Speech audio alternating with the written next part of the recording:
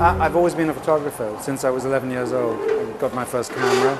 I've always taken portraits, and so in the last, let's say, 10, 15 years, I've done more and more photography as well as film, and taken it more seriously.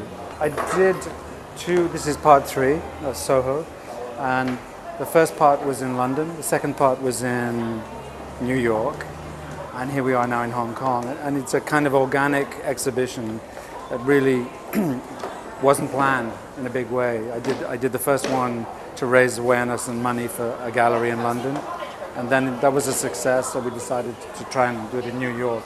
And when I was in New York, I met some people from Hong Kong, and they said, you should come to Hong Kong and do this project. So here we are.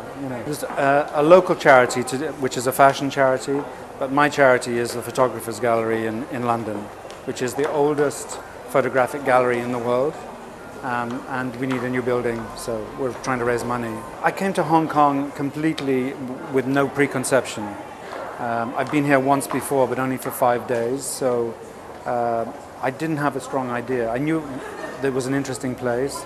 I knew I would find interesting people, but I didn't know who they were, and I didn't know how it was going to be. So I arrived, and then the next day I jumped in, I started shooting, and I haven't stopped. I mean, I've done 100 portraits, I had 30 minutes for each portrait, so I have to make decisions very, very quickly about how I'm going to shoot, men and women and children and animals.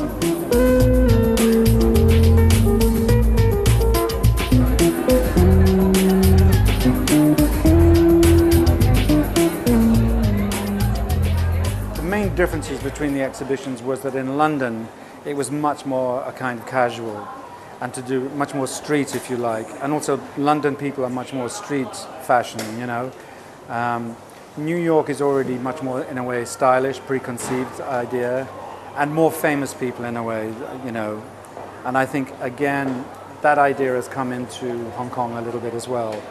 I mean, and my feeling is that women here are very sophisticated. They dress in a very kind of stylized way, Clothes are very important, and to the men as well.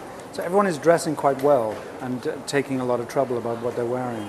I've had a really good time in Hong Kong, and this has been a great experience.